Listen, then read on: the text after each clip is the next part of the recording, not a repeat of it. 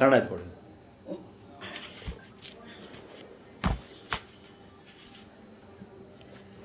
ಓಂ ಅಜ್ಞಾನತಿಮಿರಂಧಸ್ಯ ಜ್ಞಾನಾಂಜನಶಲಾಕಯಾ ಚಕ್ಷುರ್ಮಿಲಿತಂ ಯೇನ ತಸ್ಮೈ ಶ್ರೀ ಗುರುವೇ ನಮಃ. ಶ್ರೀ ಚೈತನ್ಯ ಮನೋಭೀಷ್ಟಂ ಸ್ಥಾಪಿತಂ ಯೇನ ಭೂತಲೇ ಸ್ವಯಂ ರೂಪ ಕದಾ ಮಹ್ಯಂ ದದಾತಿ ಸ್ವಪದಾಂತಿಕಂ. ಜೈ ಶ್ರೀ ಕೃಷ್ಣ ಚೈತನ್ಯ ಪ್ರಭು ನಿತ್ಯಾನಂದ ಶ್ರೀ ಅದ್ವೈತ ಗದಾಧರ ಶ್ರೀವಾಸಾದಿ ಗೌರ ಭಕ್ತವೃಂದ. ಹರೇ ಕೃಷ್ಣ ಕೃಷ್ಣ ಕೃಷ್ಣ ಹರೇ ಹರೇ, ಹರೇ ರಾಮ ರಾಮ ರಾಮ ಹರೇ ಹರೇ. ಹರೇ ಕೃಷ್ಣ ಕೃಷ್ಣ ಕೃಷ್ಣ ಹರೇ ಹರೇ, ಹರೇ ರಾಮ ರಾಮ ರಾಮ ಹರೇ ಹರೇ. ಪ್ರದ್ಯುಮ್ನ, ಅನಿರುದ್ಧ ಮತ್ತು ಸಂಕರ್ಷಣ. ಸ್ಕಂದ 1 ಅಧ್ಯಾಯ 5 ಶ್ಲೋಕ ನಂಬರ್ 37-38. ಪ್ರದ್ಯುಮ್ನ, ಅನಿರುದ್ಧ ಮತ್ತು ಸಂಕರ್ಷಣ ರೂಪಗಳ ವಾಸುದೇವನ ವಿಸ್ತರಣೆಗಳು. ಆ ರೂಪಗಳು ಸಹಿತವಾಗಿ ವಾಸುದೇವನ ಮಹಿಮೆಯನ್ನು ಕೀರ್ತಿಸೋಣ. ಪಂಚರಾತ್ರದ ಪ್ರಕಾರ ನಾರಾಯಣನು ದೈವೋತ್ತಮ ಪರಮ ಪುರುಷನ ಎಲ್ಲ ಬಗೆಯ ವಿಸ್ತರಣೆಗಳ ಮೂಲ ಕಾರಣವಾಗಿದ್ದಾನೆ.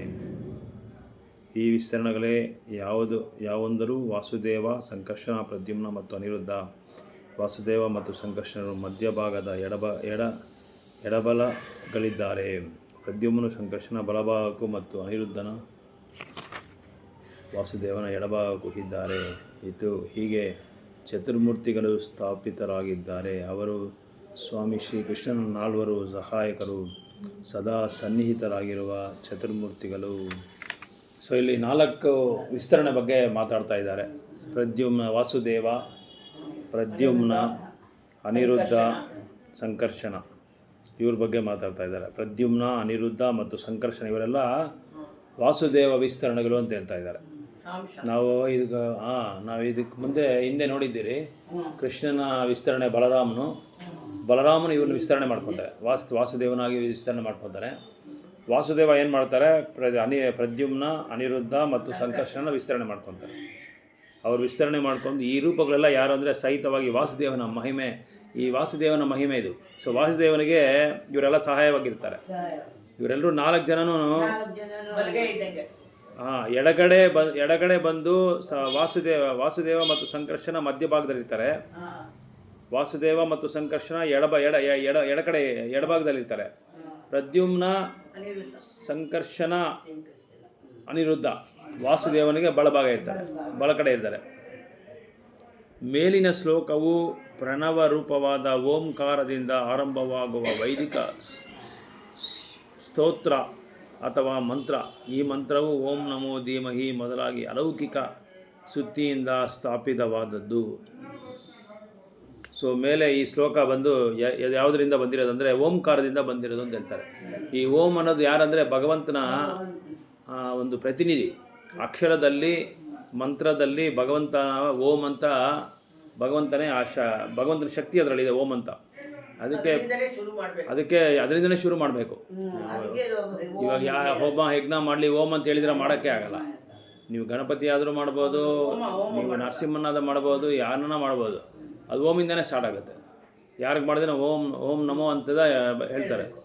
ಅದಕ್ಕೆ ಇಲ್ಲಿ ಮೇಲಿನ ಶ್ಲೋಕವು ಪ್ರಣವ ರೂಪವಾದ ಓಂಕಾರದಿಂದ ಆರಂಭವಾಗುವ ವೈದಿಕ ಸ್ತೋತ್ರ ಅಥವಾ ಮಂತ್ರ. ಈ ಮಂತ್ರವು ಓಂ ನಮೋ ಧೀಮಹಿ ಮೊದಲಾಗಿ ಅಲೌಕಿಕ ಸುತ್ತಿಯಿಂದ ಸ್ಥಾಪಿತವಾದದ್ದು. ಈ ಮಂತ್ರ ಯಾವುದಂದರೆ ಲೌಕಿಕವಾದದಲ್ಲ, ಅಲೌಕಿಕವಾದದ್ದು. ಅಂದರೆ ಈ ಭೌತಿಕವಾದ ಒಂದು ಕ್ಲೇಶಗಳಿಂದ ಅಪಾರಪಟ್ಟದ್ದು, ಇದು ಅತೀತವಾದದ್ದು. ಅದರಿಂದ ಇದು ಸ್ಟಾರ್ಟ್ ಆಗುತ್ತೆ. ಈ ಮಂತ್ರ ಅಲೌಕಿಕ ಸುತ್ತಿಯಿಂದ ಸ್ಥಾಪಿತವಾಗಿದ್ದು, ಅದರಿಂದ ಸ್ಥಾಪನೆ ಆಗಿರೋದು ಅಂತ ಹೇಳ್ತಾ ಇದ್ದಾರೆ. ಸೊ ಭೌತಿಕ ವಸ್ತುಗಳಿಂದ, ಭೌತಿಕ ಒಂದು ಘಟಾಂಶಗಳಿಂದ ಮಾಡಿರೋದಲ್ಲ ಇದು. ಹರೇ ಕೃಷ್ಣ, ಅದರಿಂದ ಮಾಡಿರೋದಲ್ಲ ಇದು, ಅದರಿಂದ ತಯಾರಾಗಿರೋದಲ್ಲ ಇದು ಅಲೌಕಿಕವಾದ ಒಂದು ಶ್ರುತಿಯಿಂದ ಸ್ಥಾಪನೆವಾಗಿರೋದು ಅಂತ ಹೇಳ್ತಾ ಇದ್ದಾರೆ. ಸೊ ಒಟ್ಟು ತಾತ್ಪರ್ಯ ಇದು ಕಾರ್ಯಕ್ರಮದ ಕಾಮ್ಯ ಕರ್ಮದ ಕ್ಷೇತ್ರವಾಗಿರಲಿ ಅಥವಾ ಯಾವುದೇ ವೈಚಾರಿಕ ಸಿದ್ಧಾಂತದ ವಿಷಯವೇ ಆಗಿರಲಿ ಪರಮಪುರುಷನ ಅಲೌಕಿಕ ಸಾಕ್ಷಾತ್ಕಾರ ಆದರೆ ಅಂತಿಮ ಗುರಿ ಆಗಬೇಕು. ಅಂದರೆ ಏನಿಲ್ಲ ಹೇಳ್ತಾ ಇದ್ದಾರೆ ಅಂದರೆ, ನೀವು ಯಾವ ಭೌತಿಕವಾದ ಕೆಲಸಗಳನ್ನು ಮಾಡಿರಿ, ಯಾವ ಕಾರ್ಯಕ್ರಮಗಳನ್ನ ಮಾಡಿರಿ, ಎಂಥ ಕಾರ್ಯಕ್ರಮಗಳು ಮಾಡಿದೆ ನಾವು. ಈಗ ನಾಮಕರಣ ಮಾಡ್ತೀರಿ, ಗೃಹಪ್ರವೇಶ ಮಾಡ್ತೀರಿ, ಯಜ್ಞ ಮಾಡ್ತೀರಿ, ಹೋಮ ಮಾಡ್ತೀರಿ, ಆಮೇಲೆ ವಿವಾಹ ಮದುವೆ ಮಾಡ್ತೀರಿ, ಮದುವೆ ಸಂಸ್ಕಾರ, ಆಮೇಲೆ ಇನ್ನೊಂದು ಮತ್ತೇನು ಅನ್ನ ಸಂಸ್ಕಾರ, ಅದು ಆಮೇಲೆ ಅಕ್ಷರಾಭ್ಯಾಸ, ಅನ್ನಪ್ರಸನ್ನ, ನಾಮಕರಣದ ಸಂಸ್ಕಾರ, ಕಿವಿ ಚುಚ್ಚೋದು, ಈ ಸಂಸ್ಕಾರ, ಯಾವುದೇ ನೀವು ಸಂಸ್ಕಾರ ಮಾಡಿದ್ರೂ, ಯಾವುದೇ ನೀವು ಕಾರ್ಯಕ್ರಮ ಮಾಡಿದ್ರೇನೋ ಅದು ಅಂತಿಮ ಗುರಿ ಯಾರಾಗಿರಬೇಕು ಅಂದರೆ ಪರಮಪುರುಷನ ಅಲೌಕಿಕ ಸಾಕ್ಷಾತ್ಕಾರ ಆದರೆ ಅಂತಿಮ ಗುರಿಯಾಗಬೇಕು. ಅದು ಭಗವಂತನೇ ಅದು ಗುರಿಯಾಗಿರಬೇಕು. ಭಗವಂತನ ಮಾಧ್ಯಮವಾಗಿ ನಾವು ಇಟ್ಕೊಂಡು ಪ್ರತಿಯೊಂದು ಕಾರ್ಯಕ್ರಮ ಮಾಡಬೇಕು ಅಂತ ಹೇಳ್ತಾ ಇದ್ದಾರೆ. ಯಾಕಂದರೆ ಓಂ ನಮೋ ಹೇಳಿದ್ರೆ ನಾವೇನು ಹೇಳೋಕ್ಕಾಗಲ್ಲ. ಅದಕ್ಕೆ ಭಗವಂತನ ಮಾಧ್ಯಮವಾಗಿ ಇಟ್ಕೊಂಡು ನಾವು ಮಾಡಬೇಕು ಅಂತ ಹೇಳ್ತಾರೆ. ಪ್ರತಿಯೊಂದು ಕಾರ್ಯಕ್ರಮನೂ ಇದರ ತಾತ್ಪರ್ಯನೇ ಅದೇ. ಕಾರ್ಯಕ್ರಮದ ಕ್ಷೇತ್ರವೇ ಆಗಿರಲಿ ಅಥವಾ ಯಾವುದೇ ವೈಚಾರಿಕ ಸಿದ್ಧಾಂತರ ವಿಷಯವೇ ಆಗಿರಲಿ, ಅದು ಲೌಕಿಕ ಆಗಲಿ ಅಲೌಕಿಕ ಆಗಲಿ ಯಾವುದೇ ಆಗಲಿ, ಅದು ಭಗವಂತನ ಗುರಿ ಆಗಿರಬೇಕು. ಭಗವಂತನೇ ದೈವತಮ ಪರಮಪುರುಷನಾಗಿರಬೇಕು, ಭಗವಂತನ ನಾಮ ಮಾಧ್ಯಮವಾಗಿರಬೇಕು. ಮತ್ತು ಭಗವಂತನ ಸಾಕ್ಷಾತ್ಕಾರ ಪಡೆಯುವಂಥ ಒಂದು ತಿಳುವಳಿಕೆನ ನಾವು ಅದರಲ್ಲಿ ಉದ್ದೇಶ ಮಾಡ್ಕೋಬೇಕು. ಅದ್ರ ಉದ್ದೇಶ ಏನಂದರೆ ಭಗವಂತನೇ ಎಲ್ಲದಕ್ಕೂ ಮಾಧ್ಯಮ. ಅವರ ನಾಮ ಇಲ್ದಿರ, ಅವರ ಒಂದು ಇದು ಇಲ್ದಿರ, ಅವರ ಒಂದು ಏನು ಹೇಳೋದು, ಅವರ ಒಂದು ಭಗವಂತನ ರಾಜ್ಯಕ್ಕೆ ಹೋಗೋ ಥರ ನಾವು ಉದ್ದೇಶ ಇಟ್ಕೊಂಡೇ ಮಾಡಬೇಕು ಅಂತ ಹೇಳ್ಬೇಕು. ಅವ್ರ ಹತ್ರ ಹೋಗೋದೇ ನಮ್ಮ ಗುರಿಯಾಗಿರಬೇಕು. ಭಗವಂತನ ಹತ್ರ ಹೋಗೋಕೆ ನಮ್ಮ ಗುರಿಯಾಗಿರಬೇಕು. ಯಾವ ಕಾರ್ಯಕ್ರಮ ಮಾಡಿದ್ರೆ ನಾವು ಆಗಿಲ್ಲದಿದ್ದಲ್ಲಿ ಅದು ವ್ಯರ್ಥ. ಪ್ರಭುಪಾದ ಹೇಳ್ತಾ ಇದ್ದಾರೆ, ಆ ಥರ ಮಾಡ್ತಾ ಇದ್ರೆ ನೀವು ಪ್ರಯೋಜನ ಇಲ್ಲ ಅಂತ ಹೇಳ್ತಾ ಇದ್ದಾರೆ. ಒಂದು ಸಲ ಗುರುಮಹಾರಾಜು ಬ್ಯಾಂಗ್ಳೂರಲ್ಲಿ ಒಂದು ಮನೆಯಲ್ಲಿ ಕ್ಲಾಸ್ ಕೊಡ್ತಾಯಿದ್ರು, ನಮ್ಮ ಗುರುಮಹಾರಾಜು. ಆಗ ಒಂದು ದೊಡ್ಡ ವೇದ ಪಂಡಿತ ಒಬ್ಬ ಕೂತ್ಕೊಂಡಿದ್ದ. ಅವನಿಗೆ 1ರಿಂದ 700 ಶ್ಲೋಕವರೆಗೂ ಗೊತ್ತು ಭಗವದ್ಗೀತೆಯಲ್ಲಿ. ನೋಡಿದಿರೇ ಕಂಠಪಾಠ ಬರುತ್ತೆ. 700ರಿಂದ ರಿವರ್ಸಲ್ಲಿ ಹೇಳ್ತಾರೆ ಬೇಕಾದ್ರೆ ಒಂದೇ ಶ್ಲೋಕಕ್ಕೆ. ಅಷ್ಟೊಂದು ಭಗವದ್ಗೀತೆಯಲ್ಲಿ ಅಧ್ಯಯನ ಮಾಡಿದ್ದಾನೆ. ಆದರೆ ಎಷ್ಟೋ ವರ್ಷಗಳು ಓದಿದ್ದಾನೆ, ಅದನ್ನು ಅರ್ಥ ಮಾಡ್ಕೊಂಡಿದ್ದಾನೆ. ಕೊನೆಗೆ ಗುರುಮಹಾರಾಜ್ ಏನು ಹೇಳಿದ್ರು ಅಂದರೆ ಇದೇ ಥರ ಹೇಳಿದ್ರು. ಪ್ರಭುಪಾದ ಏನು ಹೇಳಿದ್ರು ಅದನ್ನೇ ಹೇಳಿದ್ರು. ನೀನು ಎಷ್ಟೇ ಪಂಡಿತನಾಗಿರಲಿ, ವೇದಾಂತಿ ಆಗಿರಲಿ, ದೊಡ್ಡ ಚತುರ್ವೇದಿ ಆಗಲಿ, ತ್ರಿವೇದಿ ಆಗಿರಲಿ, ಭಗವಂತನೇ ದೈವೋತ್ತಮ ಪರಮಪುರುಷ ಅಂತ ನೀನು ತಿಳ್ಕೊಂಡೇ ಇದ್ದರೆ, ಇಲ್ಲ ಭಗವಂತನ ಹತ್ರ ಹೋಗೋದೇ ನನ್ನ ಗುರಿ ಅಂತ ನೀನು ಅಲ್ಲೇ ತಲುಪಬೇಕು ನಾನು ಅಂತ ನೀವು ಯಾವಾಗ ಅರ್ಥ ಮಾಡ್ಕೊಂಡೇ ಇದ್ರೆ ನಿನ್ನ ಕೆಲಸ ಎಲ್ಲ ವ್ಯರ್ಥ ಅಂತ ಹೇಳ್ತಾರೆ. ನೀನು 700 ಶ್ಲೋಕ ಹೋದ್ರೇನೋ ಅಷ್ಟೇ, 7,000 ಶ್ಲೋಕ ಹೋದ್ರೂ ಅಷ್ಟೇ, ಅದು ವ್ಯರ್ಥ. ಅದು ಯಾಕಂದರೆ ನಿನಗೆ ಭಗವಂತನೇ ಯಾರು ಅಂತ ಗೊತ್ತು. 700 ಶ್ಲೋಕದಲ್ಲಿ ಏನು ಹೇಳ್ತಾ ಇದ್ದಾರೆ? ಭಗವಂತನೇ ಅಂತಿಮ ಗುರಿ ಅಂತ ಹೇಳ್ತಾರೆ. ಕೊನೆಯಲ್ಲೇ ಅವ್ರು ಭಗವಂತ ಹೇಳಿದ್ರಲ್ಲ, ಅದು ಭಗವದ್ಗೀತೆಯಲ್ಲಿ ಎಲ್ಲ ಬಿಟ್ಟು ನೀನು ನನ್ನ ಹತ್ರ ಬಾ ಅಂತ ಹೇಳ್ತಾ ಇದ್ದಾರೆ. ನನಗೆ ಶರಣಾಗತಿ ಆಗು, ಎಲ್ಲ ಬಿಟ್ಟು ನೀನು ಯಾವ ಕಾರ್ಯದಲ್ಲ ನೀನು ಅಂಥ ಒಂದು ವ್ಯವಸ್ಥೆ ಆಗೋದು ಮಾಡು. ನೀನು ದೊಡ್ಡ ಆಫೀಸರ್ ಆಗಿರೋ, ನೀನು ದೊಡ್ಡ ಡಾಕ್ಟರ್ ಆಗಿರೋ, ಪ್ರಧಾನಮಂತ್ರಿ ಆಗೇ ಇರು, ನೀನು ಅಧ್ಯಕ್ಷರೇ ಆಗಿರು. ಆದರೆ ನಿನ್ನ ಒಂದು ಗುರಿ ನನ್ನ ತಲುಪದೇ ಇದ್ದರೆ ನಿನ್ನ ಪ್ರಯಾಣ ಎಲ್ಲ ವೇಸ್ಟು, ನಿನ್ನ ಕಾರ್ಯಕ್ರಮ ಎಲ್ಲ ವೇಸ್ಟು, ನಿನ್ನ ಜೀವನನೇ ವ್ಯರ್ಥ, ನೀನು ಮನುಷ್ಯ ಜೀವನ ತಗೊಂಡೇ ನೀನು ವೇಸ್ಟು ಅಂತ ಹೇಳ್ತಾ ಇದ್ದಾರೆ. ಸೊ ಶುದ್ಧವಾದ ಭಕ್ತಿ ಸೇವೆಯ ಲಕ್ಷಣವೆಂದರೆ ಅದು ಕ್ರಮೇಣ ಹೊಂದುತ್ತಾ ಭಗವಂತ ಮತ್ತು ಜೀವಿಯ ನಡುವ ಗಾಢವಾದ ಆತ್ಮೀಯದ ಬಲಿಯುತ್ತದೆ. ಸೊ ಶುದ್ಧವಾದ ಭಕ್ತಿ ಸೇವೆ ಏನು ಅಂತ ಹೇಳ್ತಾ ಇದ್ದಾರೆ. ಶುದ್ಧವಾದ ಭಕ್ತಿ ಸೇವೆ ಏನು ಅಂತ ಹೇಳಿದ್ರೆ ಇಲ್ಲಿ ಕ್ರಮೇಣ ನಾವು ಭಕ್ತಿ ಸೇವೆ ಮಾಡಿಕೊಂಡೇ ಬರಬೇಕು. ಕ್ರಮೇಣ ಭಕ್ತಿ ಸೇವೆನ ಬೆಳಗ್ಗೆ ಆರತಿ ಮಾಡೋದು, ತುಳಸಿ ಪೂಜೆ ಮಾಡೋದು, ನರಸಿಂಹ ಪ್ರಾರ್ಥನೆ ಮಾಡೋದು, ಭಗವಂತನ ನಾಮ ನಾವು 1-2 ಗಂಟೆ ಉಚ್ಚಾರಣೆ ಮಾಡೋದು, ಭಾಗವತಂ ಓದೋದು, ಭಗವದ್ಗೀತಾ ಓದೋದು, ಭಕ್ತರ ಜೊತೆ ಸಾಂಗತ್ಯ ಮಾಡಿಕೊಂಡು ಮಚ್ಚಿತ್ತ ಮಗ್ಗದ ಪ್ರಾಣ ಬೋಧೆಯಂತಹ ಪರಸ್ಪರಂ ಕಥಯಂತಿಸ್ತಮಾಂ ನಿತ್ಯಂ ದುಶ್ಯಂಚಿತ ರಮಂಚಿತ ಜೊತೆ ಎಲ್ಲರ ಜೊತೆ ಕೂತ್ಕೊಂಡು ಡಿಸ್ಕಷನ್ ಮಾಡೋದು. ಈ ಥರ ಭಾಗವತಂ ಗ್ರೂಪ್ ಸ್ಟಡೀಸ್ 4-5 ಜನ ಕೂತ್ಕೊಂಡು ಓದೋದು. ಅವಾಗೆಲ್ಲ ಎಕ್ಸಾಮ್ಸ್ ಬಂದರೆ ನಾವು ಸ್ಕೂಲಲ್ಲಿ ಓದ್ತಾ ಇದ್ದೆ, ಒಂದು ಮನೇಲಿ ಕೂತ್ಕೊಂಡು 4-5 ಜನ ಕೂತ್ಕೊಂಡು ಓದ್ತಾ ಇದ್ವಿ. ನಾನು ಈ ದಿನೇಶ, ಆಮೇಲೆ ಸುರೇಶ, ಆಮೇಲೆ ಸೀತಾರಾಮ್ ರೆಡ್ಡಿ ಮಗ ಇದೆ ನೋಡಿ ಭಾಸ್ಕರ್ ರೆಡ್ಡಿ, ಅವನ ರವಿ ಅಂತಿದ್ದ, ತೆಲ್ ರವಿ ಅಂತ, ಇವರೆಲ್ಲ ನಾವು ಕೂತ್ಕೊಂಡು, ಅದು ಭೌತಿಕವಾದ ವಿದ್ಯಾ, ಭೌತಿಕವಾದ ವಿದ್ಯೆ ಅದು. ಅದೇ ಥರ ಆಧ್ಯಾತ್ಮಿಕವಾದ ಶಾಸ್ತ್ರಗಳನ್ನ ನಾವು ಕೂತ್ಕೊಂಡು ಓದಬೇಕು, ನಾವು ಕೂತ್ಕೊಂಡು ಡಿಸ್ಕಷನ್ ಮಾಡ್ಕೊಂಡು ಓದಬೇಕು ಅಂತ ಹೇಳ್ತಾ ಇದ್ದಾರೆ. ಅದು ಕ್ರಮೇಣ ಓದ್ತಾ ಏನಾಗುತ್ತೆ ಅಂದರೆ ಭಗವಂತನ ಬಗ್ಗೆ ನಮ್ಗೆ ಅರ್ಥ ಆಗೋಕ್ಕೆ ಶುರು ಆಗುತ್ತೆ. ಅವಾಗ ಭಗವಂತನೇ ನಮಗೊಂದು ಇದು ಕೊಡ್ತಾರೆ, ನಮಗೆ ಒಂದು ಚಮತ್ಕಾರ ಕೊಡ್ತಾರೆ, ಯಾವ ಥರ ನಾನು ಅರ್ಥ ಮಾಡ್ಕೊಬೇಕು ಅಂತ ಒಂದು ಚಮತ್ಕಾರ ಕೊಡ್ತಾರೆ. ಯಾಕಂದರೆ ಡಿಸ್ಕಷನ್ ಮಾಡುವಾಗ ಏನಾಗುತ್ತೆ, ಅವ್ರ ಬಗ್ಗೆ ಮಾಡ್ತಾ ಇದ್ದೀರಲ್ಲ, ಅದು ಶುದ್ಧತೆ ಆಗ್ತಾ ಇರುತ್ತೆ ಒಳಗಡೆ. ಹೃದಯ ಏನಾಗುತ್ತೆ, ಪ್ರಕ್ಷಾವಣೆ ಆಗುತ್ತೆ, ಹೃದಯ ಪ್ರಕ್ಷಾವಣೆ ಆಗುತ್ತೆ. ಆ ಲೌಕಿಕವಾದ ವಿಷಯಗಳೆಲ್ಲ ಹೊರಗಡೆ ಬಂದ್ಬಿಡುತ್ತೆ. ಅಲೌಕಿಕ ವಿಷಯ ಪ್ರವೇಶ ಆಗ್ತಾ ಇರುತ್ತೆ, ಶುದ್ಧ ಮಾಡುತ್ತೆ, ಹೃದಯನ ಶುದ್ಧ ಮಾಡುತ್ತೆ. ಸೊ ಅದೇ ಹೇಳಿದ್ದಾರೆ, ಕ್ರಮೇಣ ಹೊಂದುತ್ತಾ ಭಗವಂತ ಮತ್ತು ಜೀವಿಯ ನಡುವೆ. ಹಾಗೆ ಆವಾಗ ನಮಗೇನಾಗುತ್ತೆ, ಸಾಕ್ಷಾತ್ಕಾರ ಬರುತ್ತೆ. ಓ, ನಾನು ಯಾರು, ನಾನು ಎಲ್ಲಿಂದ ಬಂದೆ, ಯಾಕೆ ನನಗೆ ಕಷ್ಟಪಡ್ತಾ ಇದ್ದೀನಿ, ನನಗೆ ಜನ್ಮ ಬೇಡ, ಆದರೆ ಜನ್ಮ ನಾನು ತೊಗೊತಾ ಇದ್ದೀನಿ, ಮೃತ್ಯು ಬೇಡ, ನನಗೆ ಸಾವು ಬರ್ತಾ ಇದೆ, ಕಾಯಿಲೆನೇ ಬೇಡ ಅಂತ ನಮ್ಗೆ ಅನಿಸುತ್ತೆ, ಅದೇ ಕಾಯಿಲೆ ಹುಡ್ಕೊಂಡು ಬರುತ್ತೆ ನಮಗೆ. ವಯಸ್ಸಾಗದೆ ಬೇಡ, ವಯಸ್ಸಾದರೆ ಬೇರೆಯವ್ರ ಮೇಲೆ ನಾವು ಬೇರೆಯವ್ರಿಗೆ ಕೊಡಬೇಕು ಅನ್ಸುತ್ತೆ, ಅದೇ ಹುಡ್ಕೊಂಡ್ಬರುತ್ತೆ. ಅದು ವಯಸ್ಸಾದ್ಮೇಲೆ ಜಾಸ್ತಿ ಬರುತ್ತೆ. ಇದೆಲ್ಲ ನಮಗೆ ಬೇಡ ಅಂತ ನಾವು ಅನ್ಕೊಂತಿರೋದು ನಮ್ಗೆ ಹುಡ್ಕೊಂಡು ಬರ್ತಾ ಇದೆ. ಇದೆಲ್ಲ ನಮಗೆ ಪ್ರಶ್ನೆ ಬರಬೇಕು. ಪ್ರಶ್ನೆ ಬಂದಮೇಲೆ ಆಮೇಲೆ ನಮ್ಗೆ ಗೊತ್ತಾಗುತ್ತೆ ನಾನು ಯಾರು ಅಂತ. ನಾನು ಭಗವಂತನ ಅಂಶ, ಮಮೈವ ಅಂಶ ಜೀವಭೂತೆ ಸನಾತನಃ. ನಾನು ಭಗವಂತನ ಅಂಶ. ನನಗೆ ಭಗವಂತ ಈ ಶರೀರ ಕೊಟ್ಟಿರೋದು, ಈ ಭೌತಿಕವಾದ ಶರೀರ ಕೊಟ್ಟಿರೋದು, ಈ ಸಚ್ಚಿದಾನಂದ ಸ್ವರೂಪ, ಈ ಆತ್ಮಸ್ವರೂಪ, ಈ ಜೀವಿ ಹೊರಗಡೆ ಇರೋ ಜೀವಿಗೆ ಭಗವಂತನಿಗೆ ಇರೋ ಸಂಬಂಧ ಏನು ಅಂತ ನಾನು ತಿಳ್ಕೋಬೇಕು. ಅಥತೋ ಬ್ರಹ್ಮ ಜಿಜ್ಞಾಸ, ಅದನ್ನು ವಿಚಾರಣೆ ಮಾಡ್ಬೇಕು. ನಾನು ಯಾಕೆ ಇಲ್ಲಿ ಬಂದೆ, ನಾನು ಮಾಡಬೇಕಾಗಿರೋ ಕರ್ತವ್ಯ ಏನು, ಅದೆಲ್ಲ ನಾವು ಕ್ರಮೇಣ ಒಂದೊಂದೇ ಅರ್ಥ ಮಾಡ್ಕೊಂಡು ಬರ್ತಾ ಇದ್ದೀವಿ. ಯಾವಾಗ ಭಕ್ತಿ ಸೇವೆ ಮಾಡುವಾಗ, ಭಕ್ತರ ಜೊತೆ ಸಾಂಗತ್ಯ ಮಾಡುವಾಗ ಇದೆಲ್ಲ ನಮಗೆ ಪ್ರಶ್ನೆಗಳು ಬರುತ್ತೆ. ಆ ಪ್ರಶ್ನೆಗಳು ಬಂದಮೇಲೆ ನಮಗೇನಾಗುತ್ತೆ, ಆವಾಗ ಅರ್ಥ ಆಗ್ತಾ ಬರುತ್ತೆ.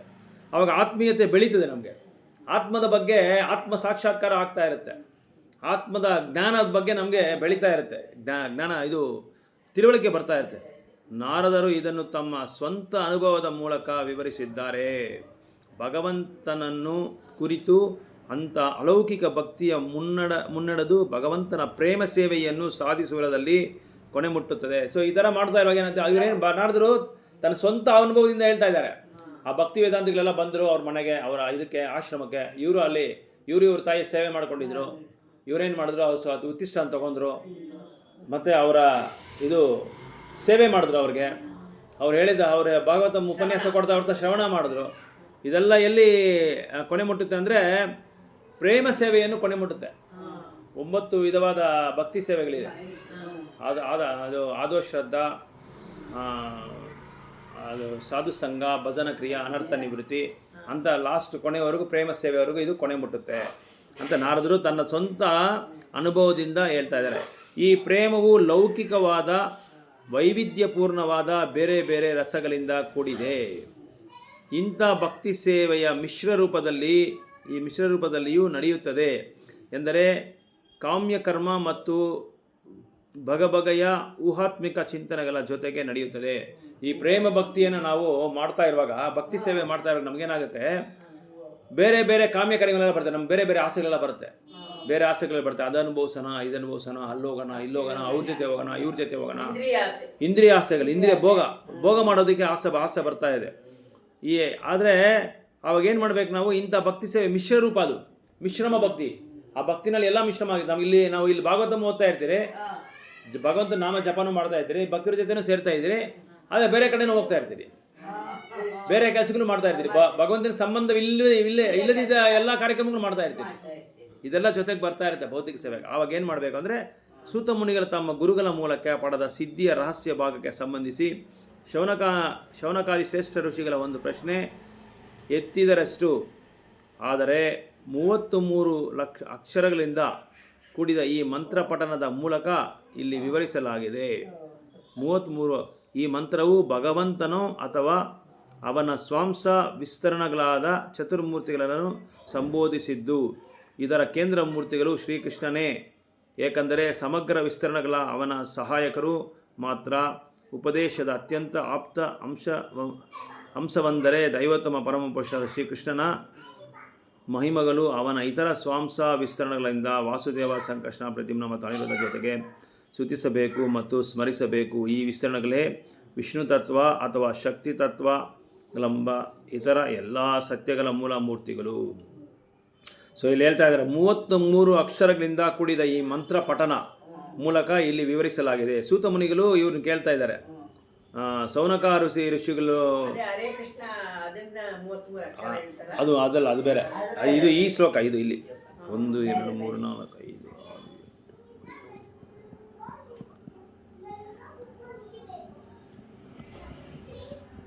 ಈ ಶ್ಲೋಕದ ಬಗ್ಗೆ ಹೇಳ್ತಾ ಇದ್ದಾರೆ. 37ನೇ ಶ್ಲೋಕ ಇದೆಯಲ್ಲ, ಇದು 33 ಅಕ್ಷರಗಳಿಂದ ಇದು ಕೂಡಿರೋದು. ಈ ಮಂತ್ರ ಪಠನದ ಮೂಲಕ ಇಲ್ಲಿ ವಿವರಿಸಲಾಗಿದೆ ಅಂತ ಹೇಳ್ತಾ ಇದ್ದಾರೆ. ಈ ಸೂತ ಮುನಿಗೆ ಇವರೆಲ್ಲ ಕೇಳ್ತಾರೆ, ಸೌನಕ ಋಷಿಗಳಿಗೆ ಪ್ರಶ್ನೆ ಕೇಳ್ತಾರೆ. ಅದು ಕೇಳುವಾಗ ಇವರು ಉತ್ತರ ಕೊಡ್ತಾ ಇದ್ದಾರೆ. ಸೂತ ಮುನಿಗಳು ಉತ್ತರ ಕೊಡ್ತಾರೆ. ಈ ಮಂತ್ರ ಬಂದು 33 ಅಕ್ಷರಗಳಿಂದ ಕೂಡಿರೋದು. ಇದು ಈ ಮಂತ್ರ ಭಗವಂತನ ಅಥವಾ ಅವನ ಸ್ವಾಂಶ ವಿಸ್ತರಣೆಗಳಾದ ಚತುರ್ಮೂರ್ತಿಗಳು ಸಂಬೋಧಿಸಿದ್ದು.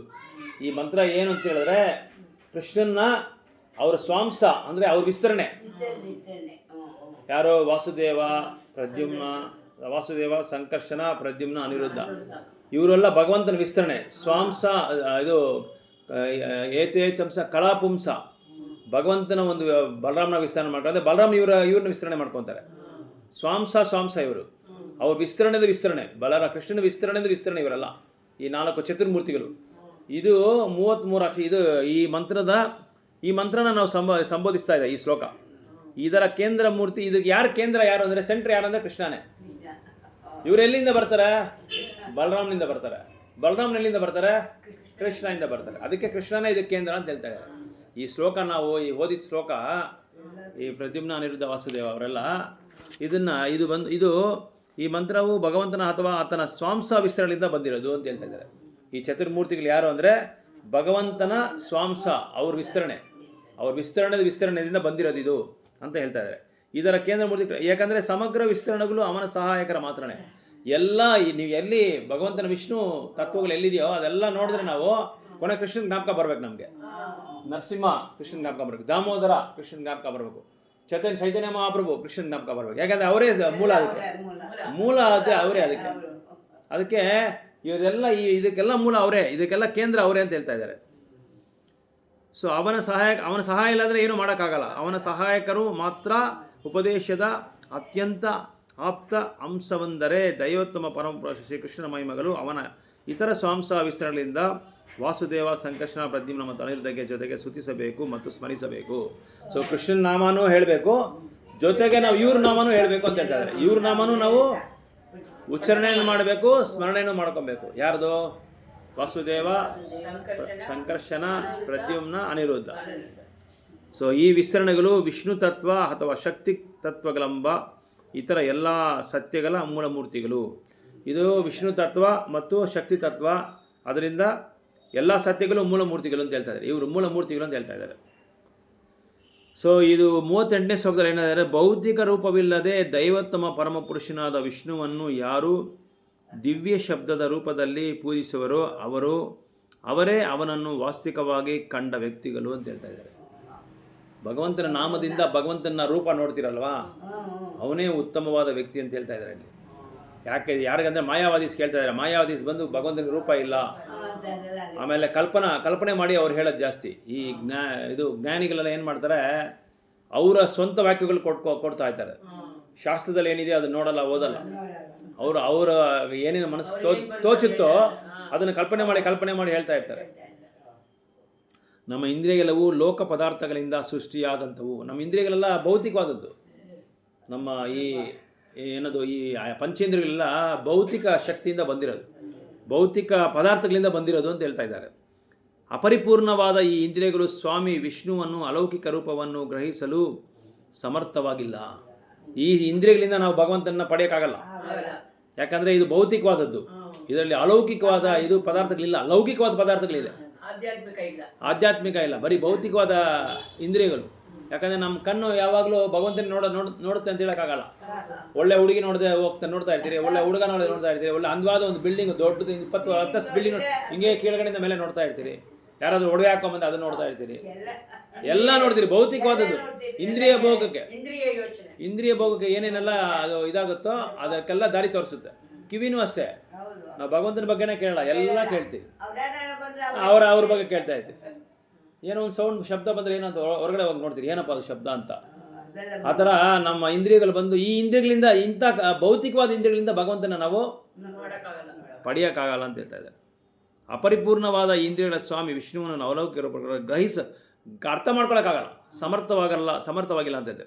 ಆದ್ದರಿಂದ ಅವನನ್ನು ನಾದ ರೂಪದಲ್ಲಿ ಎಂದರೆ ಮಂತ್ರ ಪಠಣದ ಅಲೌಕಿಕ ವಿಧಾನದಲ್ಲಿ ಪೂಜಿಸಲಾಗುತ್ತೆ. ಅದಕ್ಕೆ ಚೈತನ್ಯ ಮಹಾಪ್ರಭು ಏನು ಮಾಡಿದ್ರು, ಈ ಕಲಿಯುಗದಲ್ಲಿ ಜನಗಳಿಗೆ ತುಂಬ ಚಮತ್ಕಾರ ಇರಲ್ಲ, ಮಂದಬುದ್ಧಿ ಜಾಸ್ತಿ, ಮರ್ತೋಗೋದು ಜಾಸ್ತಿ, ಆಮೇಲೆ ಭೌತಿಕವಾದ ಚಿಂತನೆ ಇಲ್ಲ, ಆಧ್ಯಾತ್ಮಿಕವಾದ ಚಿಂತನೆ ಇಲ್ಲ, ಕರುಣೆ ಇಲ್ಲ, ಸತ್ಯ ಇಲ್ಲ, ಧರ್ಮ ಇಲ್ಲ. ಧರ್ಮ 100% 5 ಶತವಿಧಕ್ಕೆ ಕಡಿಮೆ ಆಗಿಬಿಟ್ಟಿದೆ.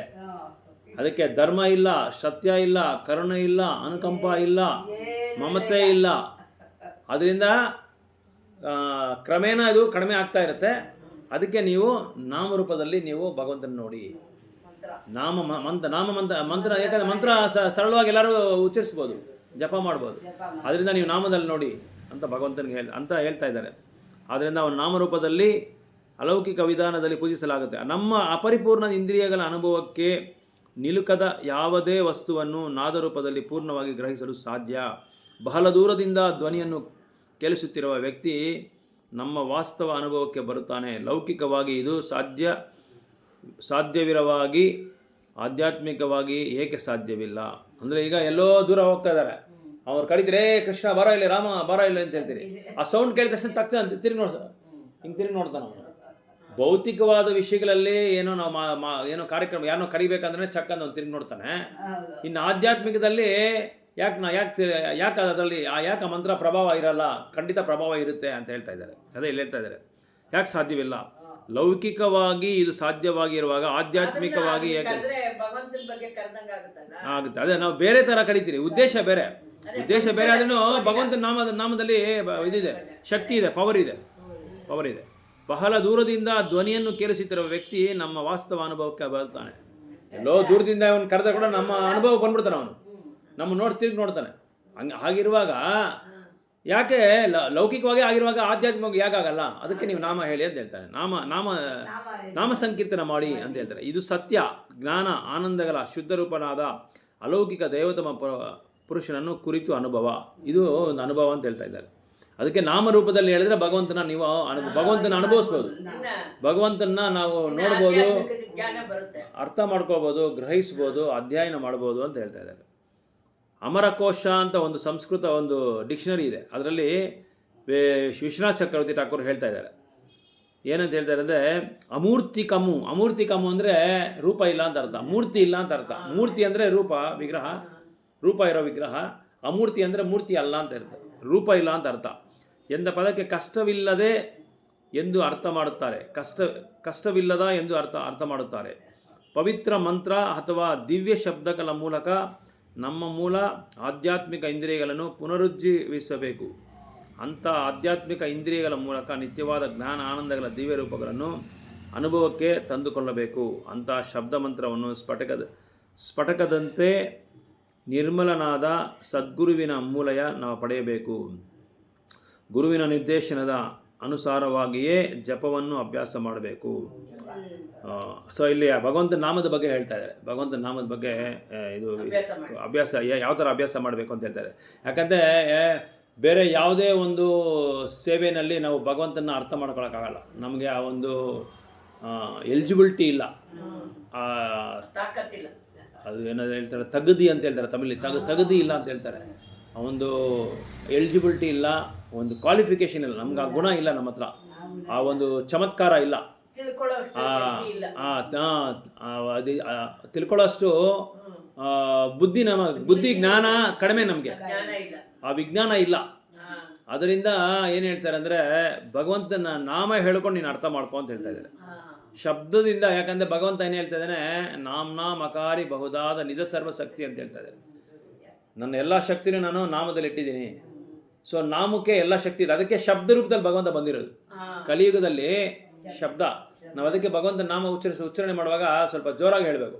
ಜೋರಾಗಿ ಹೇಳುವಾಗ ಕಿವಿಗೆ ನಮಗೆ ಕೇಳಿಸುತ್ತೆ, ಕಿವಿನಲ್ಲಿ ಕೇಳಿಸ್ಕೋಬೇಕು. ನಾವು ಕೇಳಿಸ್ಕೊಂಡು ಬೇರೆ ಪ್ರಾಣಿಗಳು ಇರ್ತಲ್ಲ ಅದಕ್ಕೂ ಕೇಳಿಸ್ಕೊಂಡ್ರೆ ಅದಕ್ಕೂ ಮೋಕ್ಷ ಸಿಗುತ್ತಂತೆ. ಅಷ್ಟು ನಾಮದಲ್ಲಿ ಅಷ್ಟೊಂದು ಶಕ್ತಿ ಇದೆ ಅಂತ ಹೇಳ್ತಾ ಇದ್ದಾರೆ. ಅದು ಯಾರಿಂದ ಪಡಿಬೇಕು? ಸದ್ಗುರುವಿಂದ ಪಡಿಬೇಕು. ಪ್ರಾಮಾಣಿಕವಾದ ಗುರು, ಗುರು ಪರಂಪರಾದಲ್ಲಿ ಬಂದಿರ್ತಾರಲ್ಲ ಅಂಥ ಗುರು ಹತ್ರ ನಾವು ಅದನ್ನು ಪಡ್ಕೊಂಡು ನಾವು ಆ ನಾಮವನ್ನು ಇವಾಗ ದೀಕ್ಷೆ ತೊಗೊತೀರಲ್ಲ, ಭಗವಂತ ಗುರುಗಳು ಹೇಳ್ತಾರೆ ನಾಮ ಈ ನಾಮನ ಹೇಳಂತ ಹೇಳ್ತಾರೆ. ಅವಾಗ ನಾವು ಉಚ್ಚಾರಣೆ ಮಾಡ್ತೀರಿ, ಅವ್ರು ಹೇಳುವಾಗ ರಿಪೀಟ್ ಮಾಡ್ತೀರಿ, ನಮ್ಗೆ ಆ ಮಾಲೆ ಕೊಡ್ತಾರೆ, ಆ ಮಾಲೆಯಿಂದ ನಾವು ಭಗವಂತನ ನಾಮ ಜಪ ಮಾಡ್ತೀವಿ. ಆ ಗುರುನ ನಾವು ಶಿಷ್ಯ ಬಂದು ಗುರುನ ಸ್ವೀಕಾರ ಮಾಡ್ಕೊತಾನೆ, ಗುರು ಬಂದು ಶಿಷ್ಯನ ಸ್ವೀಕಾರ ಮಾಡಿಕೊಂಡು ಇದಕ್ಕೆ ಅವ್ರು ಕೊಡ್ತಾರೆ. ಅವ್ರಿಗೆ ಆ ನಾಮ ಜಪ ಕೊಟ್ಕೊಂಡು ದಿನಕ್ಕೆ ನೀವು 16 ರೌಂಡ್ ಜಪ 64 ರೌಂಡ್ ಜಪ ಮಾಡಬೇಕು. ನಮ್ಮ ಕೈಯಲ್ಲಿ ಆಗಲ್ಲ ಅಂತ ಹೇಳ್ಬಿಟ್ಟು ಅದು 16 ರೌಂಡ್ ಕಡಿಮೆ ಮಾಡಿದ್ದಾರೆ ಪ್ರಭುಪಾದರು. ಆಚಾರ್ಯರಿಗೆ ಆ ಒಂದು ಇದಿದೆ, ಆ ಒಂದು ಶಕ್ತಿ ಇದೆ, ಅದು ನಿಯಮಗಳು ಮಾಡೋಷ್ಟು ಒಂದು ಶುದ್ಧ ಭಕ್ತಿ ಅವ್ರ ಹತ್ರ ಇದೆ. ಅದಕ್ಕೆ ಅವ್ರ ಹತ್ರ ಕಡಿಮೆ ಮಾಡಿ ಕಲಿಯುಗದಲ್ಲಿ ಇಷ್ಟೊಂದು ರೌಂಡ್ಸ್ ಇಟ್ಟರೆ ಅವ್ರಿಗೆ ಆಗಲ್ಲ ಜಪ ಮಾಡೋಕ್ಕಂತೇಳಿ 16 ರೌಂಡ್ ಮಾಡಿದ್ದಾರೆ ಪ್ರಭುಪಾದರು. ಅದಕ್ಕೆ ಆ ನಾಮ ಜಪ ಮಾಡಿ ನೀವೇನು ಮಾಡ್ತೀರಾ, ಕ್ರಮೇಣ ಭಗವಂತನ ಬಳಿಗೆ ನೀವು ಕರೆದೊಯ್ಯುತ್ತದೆ. ಇದೆಲ್ಲ ಪಂಚರಾತ್ರಿಕ ವಿಧಿ ಅಂತ ಒಂದು ಪುಸ್ತಕ ಇದೆ, ಅದನ್ನು ನಾರದ ಮುನಿ ಬರೆದಿರೋದು. ಆ ನಾರದ ಮುನಿ ಬರೆದಿರೋ ಪಂಚರಾತ್ರಿಕ ವಿಧಿ ಪುಸ್ತಕ ಬಂದು ಅದರಲ್ಲಿ ಎಲ್ಲ ಡೀಟೇಲ್ಸು ಇದೆ. ಭಗವಂತನ ಯಾವ ಥರ ವಿಗ್ರಹಾರಾಧನೆ ಮಾಡಬೇಕು, ಮಂಗಳಾರತಿ ಮಾಡುವಾಗ ಯಾವ ವಸ್ತುಗಳನ್ನ ನಾವು ಅದನ್ನು ಉಪಯೋಗಿಸ್ಬೇಕು, ಯಾವ ಸಮಯದಲ್ಲಿ ಏನು ಮಾಡಬೇಕು, ಯಾವ ಸಮಯದಲ್ಲಿ ಯಾವುದು ಹಾಡಬೇಕು, ಏನು ಸಂಸ್ಕಾರ 16 ಷೋಡಶಕ ಉಪಚಾರಗಳು, ಭಗವಂತನ ಹೇಗೆ ಸ್ವಾಗತ ಮಾಡೋದು, ಭಗವಂತನ ಹೇಗೆ ಚಪ್ಪಲಿ ಪಾದರಕ್ಷಕಗಳು ಹೆಂಗೆ ಅದನ್ನು ತೆಗೆಯೋದು, ಮತ್ತು ಭಗವಂತನಿಗೆ ಇದು ಮೊದಲು ಹಣ್ಣು ಹಂಪಲೆಗೆ ಹೆಂಗೆ ಕೊಡೋದು, ಅದಾದಮೇಲೆ ಭಗವಂತನಿಗೆ ಇದು ಆಸನ ಹಾಕೋದು, ಅದಕ್ಕೊಂದು ಮಂತ್ರ ಇದೆ. ಭಗವಂತನಿಗೆ ಧೂಪ ದೀಪ ಪುಷ್ಪ ಆರಾಧನೆ ಮಾಡೋದು, ಅದಾದಮೇಲೆ ಭಗವಂತನಿಗೆ ಹೇಗೆ ಮಲಗಿಸೋದು, ಭಗವಂತನಿಗೆ ಹೇಗೆ ವಸ್ತ್ರಗಳು ಹಾಕೋದು, ಇದಂ ವಸ್ತ್ರಂ ಶ್ರೀ ಕೃಷ್ಣಾಯ ನಮ ಕ್ಲಿಂ ಕೃಷ್ಣಾಯ ಇದೆಲ್ಲ ಹೇಳಿದೆ. ಆಮೇಲೆ ವಸ್ತುಗಳು ಹೇಗೆ ಆಗೋದು, ಹೇಗೆ ಹಾಕೋದು, ಭಗವಂತನಿಗೆ ಹಾರಗಳು ಪುಷ್ಪ ಹೇಗೆ ಹಾಕೋದು, ಇದೆಲ್ಲ ಷೋಡಶ ಉಪಚಾರದಲ್ಲಿ ಬರುತ್ತೆ. ಆ ಉಪಚಾರದಲ್ಲಿ ಎಲ್ಲ ಹೇಳ್ತಾರೆ. ಇದು ಆಮೇಲೆ ಅನ್ನ ಕೊಡುವಾಗ ಇದಂ ಅನ್ನವ್ಯಂಜನ ಅಂತ ಅನ್ನ ಕೊಡೋದು, ಅದಕ್ಕೊಂದು ಮಂತ್ರ ಇದೆ. ಇದಂ ಪಾನೀಯಂ ನೀರು ಕೊಡೋದು, ಆಮೇಲೆ ಮತ್ತೆ ಆಚಮನ ಮಾಡೋದು ಹೇಗೆ ಅಂತ, ಇದೆಲ್ಲ ಷೋಡಶ ಉಪಚಾರದಲ್ಲಿ ಬರುತ್ತೆ. ಪಂಚರಾತ್ರಿಕ ವಿಧಿಯಲ್ಲಿ ನಾರದ ಮುನಿ ಬರೆದಿದ್ದಾರೆ. ಇದನ್ನು ಜೀವ ಗೋಸ್ವಾಮಿ ತನ್ನ ಪುಸ್ತಕದಲ್ಲಿ ಟ್ರಾನ್ಸ್ಲೇಟ್ ಮಾಡಿದ್ದಾರೆ, ಅನುವಾದ ಮಾಡಿದ್ದಾರೆ. ಸೊ ಇಂಥ ಪಂಚರಾತ್ರಿಕ ಕ್ರಮವನ್ನು ನಾವು ಕ್ರಮೇಣ ಕಲ್ತ್ಕೋಬೇಕು. ಈ ವಿಧಾನವ ಅಧಿಕೃತವು ಮುನ್ನನೇ ಪಡೆದದು ಆಗಿದೆ. ಪಂಚರಾತ್ರಿಕ ಪದ್ಧತಿಯಲ್ಲಿ ಭಕ್ತಿ ಸೇವೆಗೆ ಸಂಬಂಧಿಸಿದ ಅತ್ಯಂತ ಅಧಿಕೃತ ಸೂತ್ರಗಳಿವೆ. ಅಂಥ ಸೂತ್ರಗಳು ಸಹಾಯ ಪಡೆಯದೆ ಭಗವಂತನನ್ನು ಸಮೀಪಿಸುವುದು ಸಾಧ್ಯವಾಗದು. ಈ ಪಂಚರಾತ್ರಿಕ ವಿಧಿ ಅಂಥ ಗ್ರಂಥಗಳನ್ನ ನಾವು ಓದಿ ಕಳೆದುಕೊಂಡು ಅಭ್ಯಾಸ ಮಾಡಿಕೊಂಡ್ರೆ ನಮಗೆ ಭಗವಂತ ಹತ್ರ ಹೋಗೋದಕ್ಕೆ ಸರಳ ಆಗುತ್ತೆ. ಇಲ್ಲಾಂದರೆ ನಿಮ್ಗೆ ಸಾಧ್ಯವಾಗಲ್ಲ ಅಂತ ಹೇಳ್ತಾ ಇದ್ದಾರೆ. ಕೇವಲ ಶುಷ್ಕ ಊಹಾತ್ಮಕ ಚಿಂತನೆಗಳಿಂದ ಅದನ್ನು ಸಾಧಿಸುವುದಂತೂ ಖಂಡಿತ ಅಸಾಧ್ಯ. ಅಂದರೆ ಸ್ಪೆಕ್ಯುಲೇಷನ್ ಮಾಡೋದು, ಊಹಾತ್ಮಿಕ, ನಾವೇ ಏನೇನೋ ತಪ್ಪಾದ ಒಂದು ಯೋಚನೆಗಳನ್ನ ಮಾಡಿಕೊಂಡು ಈ ಥರ ಮಾಡ್ಬೋದು, ಆ ಥರ ಮಾಡ್ಬೋದು ಅಂಥೇಳಿ ನಾವು ಆ ಥರ ಕಲ್ಪನೆ ಮಾಡಿಕೊಂಡು ಮಾಡಬಾರ್ದು ಅಂತ ಹೇಳ್ತಾರೆ. ಈ ಕಲಿಯುಗಕ್ಕೆ ಪಂಚರಾತ್ರಿಕ ಪದ್ಧತಿಯು ಸಂತತವಾಗಿದೆ ಮಾತ್ರವಲ್ಲ, ಅದನ್ನು ನಡೆಸುವುದು ಸಾಧ್ಯವಿದೆ. ಸೊ ಇದಕ್ಕೆ ಈ ಕಲಿಯುಗದಲ್ಲಿ ಪಂಚರಾತ್ರಿಕ ವಿಧಿ ಶೂಟಬಲ್ ಒಂದು ವರ್ಷಿಪ್ ಅಂತ ಹೇಳ್ತಾ ಇದ್ದಾರೆ. ಇದೇ ಸರಿಯಾದ ಒಂದು ಪದ್ಧತಿ. ಅದಿಲ್ದಿರ ಈ ಆಧುನಿಕ ಯುಗಕ್ಕೆ ಪಂಚರಾತ್ರವು ವೇದಾಂತಕ್ಕಿಂತ ಹೆಚ್ಚು ಮಹತ್ವವಿದೆ, ವೇದಗಳಿಗಿಂತ ಇದು ಹೆಚ್ಚು ಅಂತ ಹೇಳ್ತಾ ಇದ್ದಾರೆ. ಪಂಚರಾತ್ರಿ ಕಲಿಯುಗದಲ್ಲಿ ಈ ಒಂದು ಮಾಡರ್ನ್ ವರ್ಲ್ಡ್ಗೆ, ಆಧುನಿಕವಾದ ಒಂದು ಪ್ರಪಂಚಕ್ಕೆ ಪಂಚರಾತ್ರಿಕ ಫಾಲೋ ಮಾಡೋದು ತುಂಬ ಒಳ್ಳೆಯದು ಅಂತ ಹೇಳ್ತಾ ಇದ್ದಾರೆ. ಓಕೆ, ಹರೇ ಕೃಷ್ಣ. ಸ್ಟಾಪ್ ಮಾಡೋಣ.